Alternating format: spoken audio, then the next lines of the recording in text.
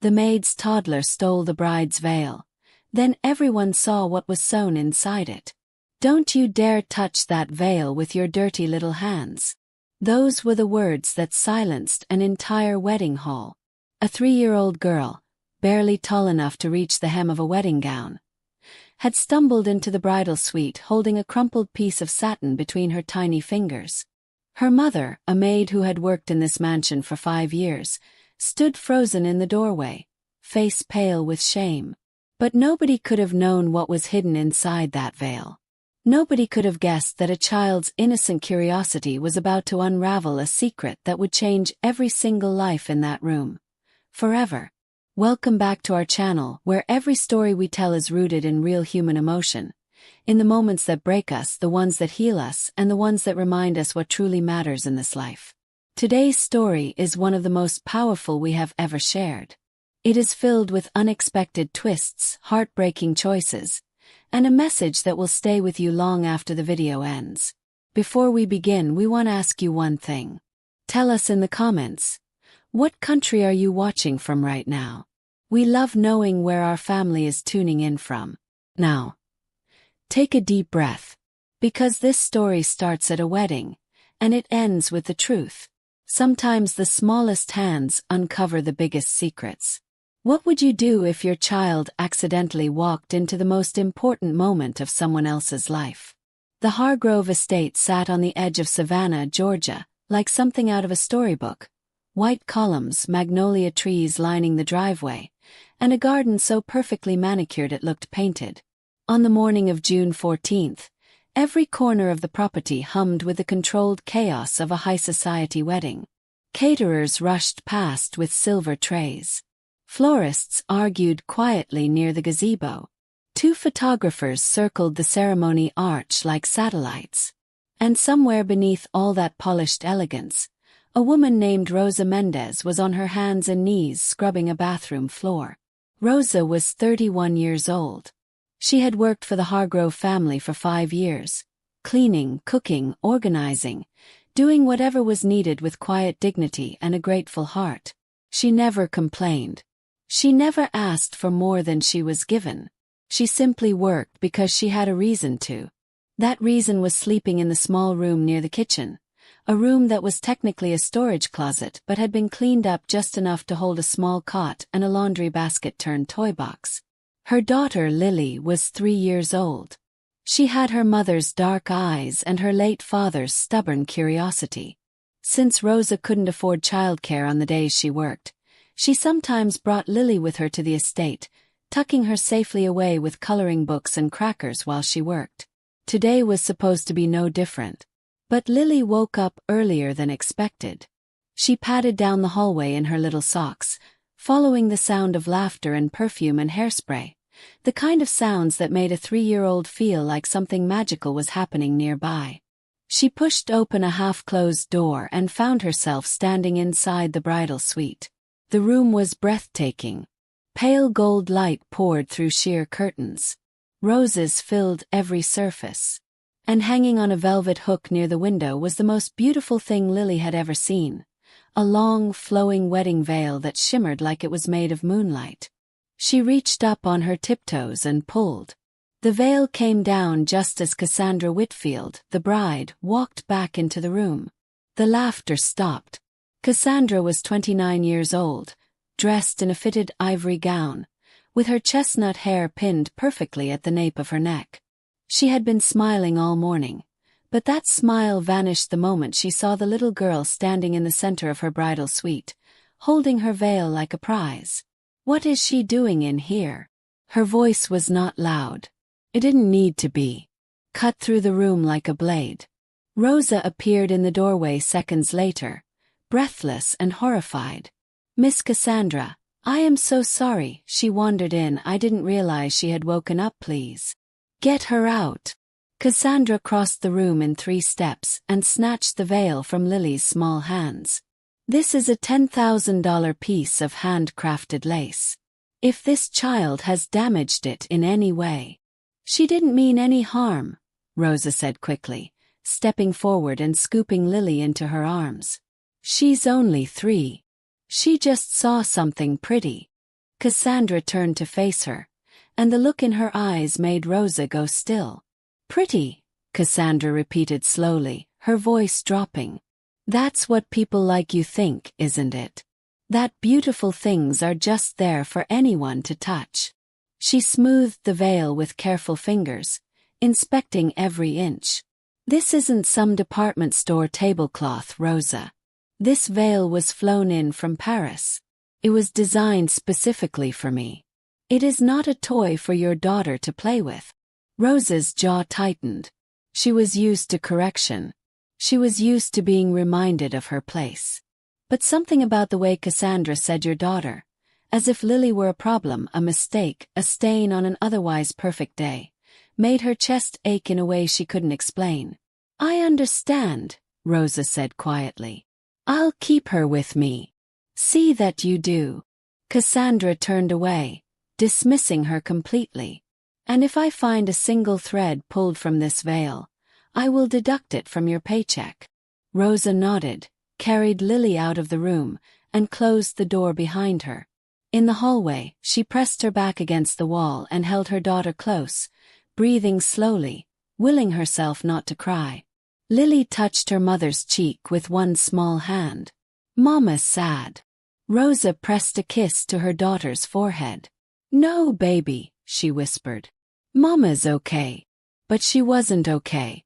'Cause Rosa knew something. Something she had been carrying for weeks like a stone in her chest. Something that was sewn, literally sewn, inside that veil. A secret hidden in silk is still a secret, until the right person finds it. Have you ever known something that you wished you didn't know? Something that could change everything, but telling the truth meant risking everything you had. 3 weeks earlier, Rosa had been alone in the estate's private laundry room, carefully steaming the wedding veil as Cassandra had instructed. It was delicate work, the kind that required both hands and total concentration. That was when she found it. A small, folded piece of paper, tucked into the inner hem of the veil, stitched loosely between 2 layers of lace. Rosa had almost missed it. But as she held the veil up to the light to check for creases, she felt the slight weight of something that shouldn't have been there. With careful fingers, she opened the hem just far enough to slide the paper out. She unfolded it, and then she read it. What was written on that paper made her hands go cold. It was a letter, handwritten in blue ink. And it was addressed to Nathan Hargrove, the billionaire. The man Cassandra was about to marry. The man whose family Rosa had served for 5 years with loyalty and silence. The letter was from Cassandra herself. And it was a confession, not a love letter, not a wedding note. A confession, written in Cassandra's own hand, describing a financial deception she had been running for months. She had been funneling money from Nathan's charitable foundation, a foundation that funded children's hospitals and rural schools across the Southeast, through a series of shell accounts she controlled with a man named Derek Wills, her college boyfriend who now worked as a private financial consultant. The amounts were staggering. Nearly $400,000, moved quietly over 18 months. And the letter, which appeared to be a draft, never meant to be placed inside the veil, perhaps tucked there in a moment of paranoia or guilt, outlined exactly how it had been done. Rosa stood in that laundry room for a long time. She thought about Nathan Hargrove. She had worked for his family since his father's time. She had watched him grow from a serious young man into someone who, despite his wealth, genuinely cared about people. He funded the children's wing at the hospital where Rosa's daughter had been treated for pneumonia 2 years ago. He had quietly paid for 3 of his staff members' family emergencies without ever mentioning it publicly. He wasn't perfect, but he was good. And he was about to marry a woman who was stealing from sick children. She also thought about what would happen if she spoke up. She had a daughter. She had rent to pay. She had no savings, no backup plan, no powerful friends. If she accused Cassandra, the woman about to become the new Mrs. Hargrove, without proof that would hold up, she would be fired. Maybe worse.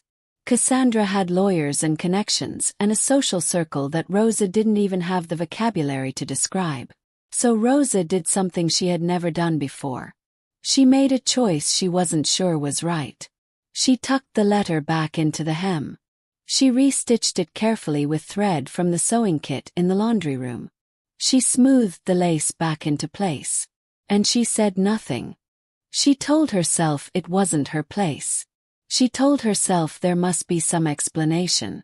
She told herself a dozen things that helped her sleep, or tried to help her sleep, over the next 3 weeks. But the truth has a way of making itself known. And today, on the morning of the wedding, when Lily had pulled that veil from its hook with her tiny, innocent hands, Cassandra had snatched it back so fast, so fiercely, so protectively. Rosa had understood something she hadn't understood before. Cassandra knew the letter was still in there. And Cassandra was terrified. The moment a secret escapes, it cannot be put back. If you discovered someone was stealing from a charity for sick children, would you have the courage to come forward, even if it cost you everything? The wedding ceremony was scheduled for 2 o'clock in the afternoon. By noon, the estate was full. 300 guests seated in gilded chairs beneath white tents in the garden, champagne already flowing, a string quartet playing near the rose arbor. Rosa moved through the crowd invisibly, the way she always did. Refilling water glasses, straightening centerpieces, keeping Lily close beside her, holding her daughter's hand tightly as they worked their way toward the kitchen. But Lily had other ideas. Children that age exist in a world without rules, a world where beautiful things are simply beautiful, and touching them is the most natural thing in the world. While Rosa stopped to pick up a fallen napkin, Lily slipped her hand free and toddled back toward the bridal suite, drawn by the same invisible pull that had guided her there that morning. The door was ajar. Cassandra was alone inside, standing at the mirror, pinning the veil into place. Her bridesmaids had stepped out. Her mother had gone to find her lipstick. For 30 seconds, Cassandra Whitfield was alone with her reflection and her secret. Lily walked in. This time she didn't reach for the veil. She simply stood there, watching the way small children watch things they find fascinating and strange. Cassandra saw her in the mirror and froze. Then something happened that Rosa, who had appeared silently in the doorway a moment later, would never forget. Cassandra's face crumpled. Not in anger. Not in the cold disdain she had shown that morning. Her face crumpled the way faces do when people are on the edge of something they've been holding back for a very long time. She looked at Lily's reflection in the mirror, this small, dark-eyed child who had done nothing except wander into the wrong room twice, and something behind Cassandra's eyes broke open. "She looks like my niece," Cassandra said softly, almost to herself. Rosa didn't move. "My niece was in the hospital for 2 months when she was 3, Cassandra continued. Her voice was strange, hollow and distant, like she was speaking from somewhere far away. She had a heart condition. She almost didn't make it. The hospital she was in, they had just renovated the children's wing. New equipment, new staff, new everything. My sister said it saved her daughter's life." He paused. "That was Nathan's foundation," she said quietly. "I know that now." Rosa stepped carefully into the room. "Miss Cassandra."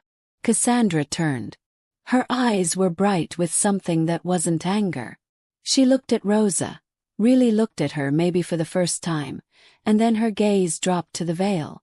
She knew. She knew Rosa had found the letter.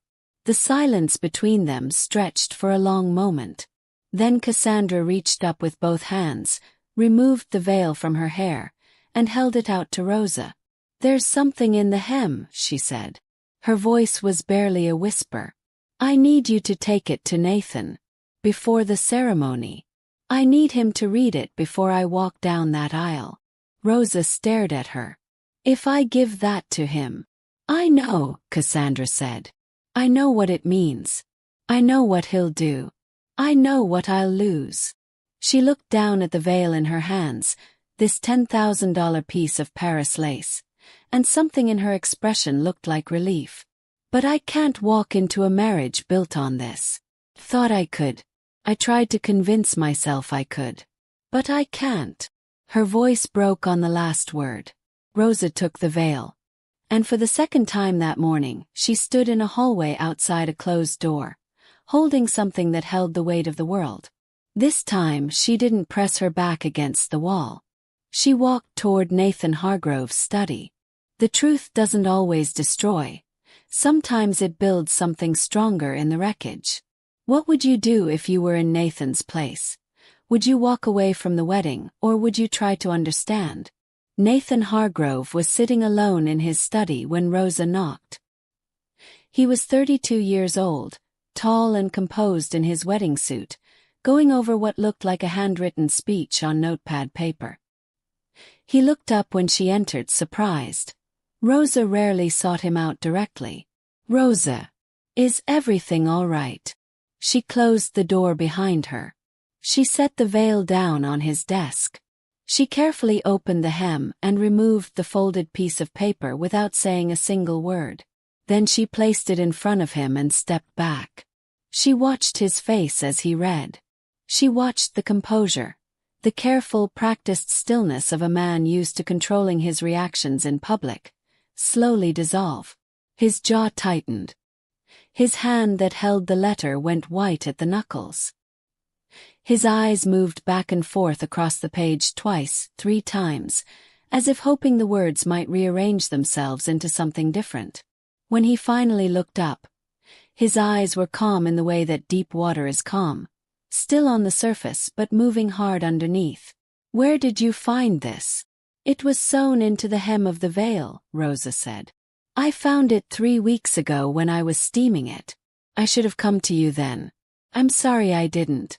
I was afraid." He looked at her for a long moment. "Does Cassandra know you have this?" "She gave it to me," Rosa said. "Just now. She asked me to bring it to you before the ceremony." Something shifted in Nathan's expression.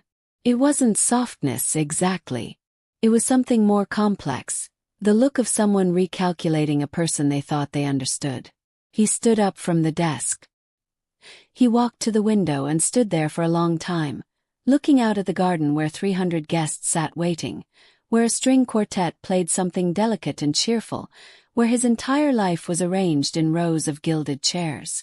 $400,000, he said quietly. "Do you know what that funds, Rosa?" "Yes," she said. "I do. The children's wing. My daughter was treated there 2 years ago."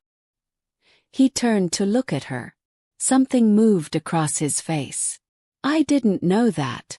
"You paid for it without knowing a lot of things," she said simply. He was quiet for a moment. Then he said, "She sent you with this. She could have destroyed it. She could have burned it. She could have gone through with everything and I never would have known."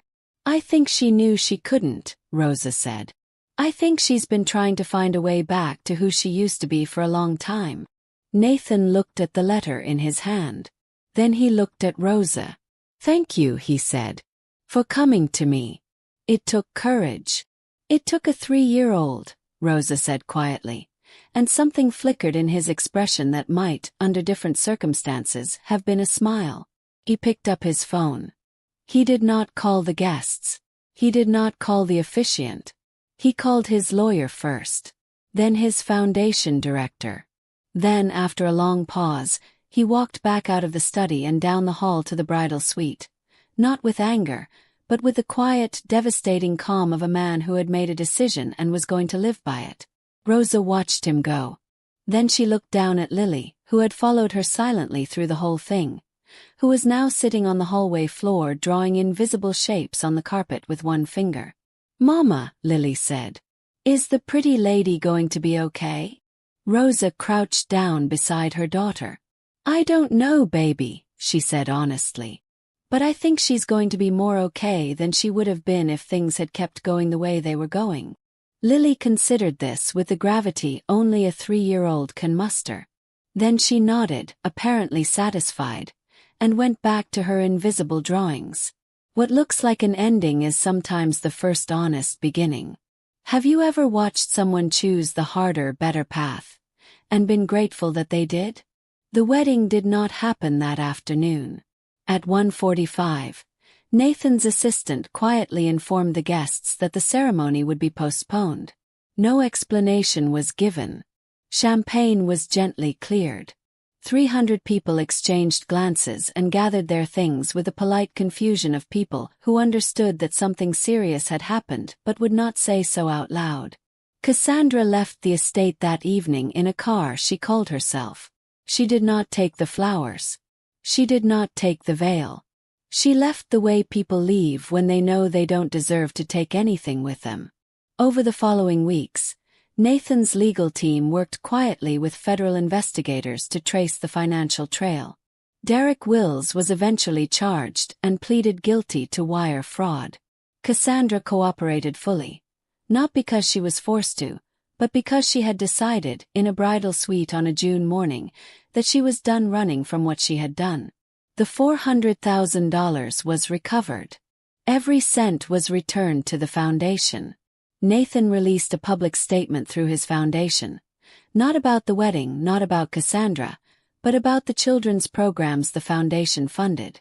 He announced a significant expansion. More hospitals. More rural schools. More names that would never be famous but would grow up healthier and smarter because of work done quietly, without recognition. He never publicly blamed Cassandra. When a reporter asked him why, he said, "Because shame doesn't build anything. Accountability does."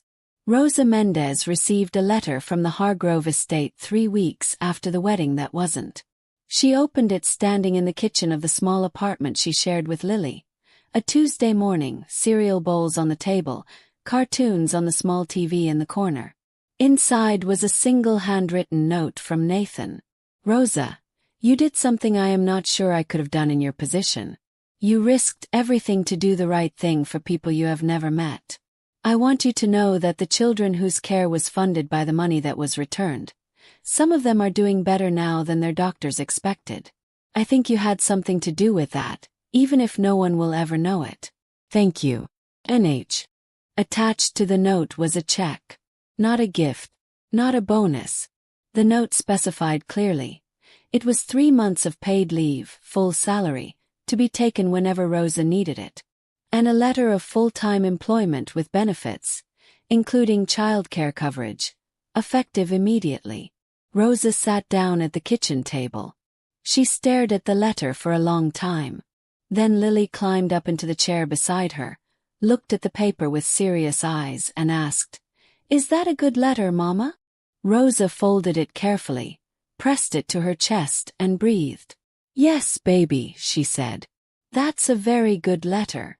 As for Cassandra Whitfield, she did not disappear. She did not hide. She found her way, slowly and imperfectly, back toward something that resembled the woman she had been before the gilded world convinced her that kindness was weakness and status was survival. She began volunteering. Quietly, without cameras. At the same hospital whose children's wing Nathan's foundation had built. The one where Rosa's daughter had once been treated. She didn't do it for redemption. She didn't do it to be forgiven. She did it because a 3-year-old girl with dark eyes and invisible drawings on a hallway carpet had reminded her, without a single word, that some things are simply worth reaching for. Not because they are beautiful, but because they are true. The lesson in this story is not that secrets always come out, though they often do. The lesson is that we are not permanently defined by the worst version of ourselves. We are defined by what we choose to do when the truth finally catches up to us. A veil is meant to be lifted. And sometimes the smallest hands do the lifting. If this story moved you, if it reminded you of someone you know or something you've been carrying, please hit the like button right now. Takes 1 second, but it means the world to us. Subscribe to this channel so you never miss a story like this one. We share new stories every week. Stories about real human courage, hidden kindness, and the moments that quietly change everything. And in the comments we want to know, was there a moment in this story that hit you hardest? Was it Rosa standing in the hallway? Cassandra choosing to come clean? Nathan's response? Or little Lily, who started all of it simply by reaching for something beautiful? Tell us. And share this story with someone who needs to hear it today. Because sometimes the truth is sewn into the places no one thinks to look, and it takes someone brave enough to open the seam.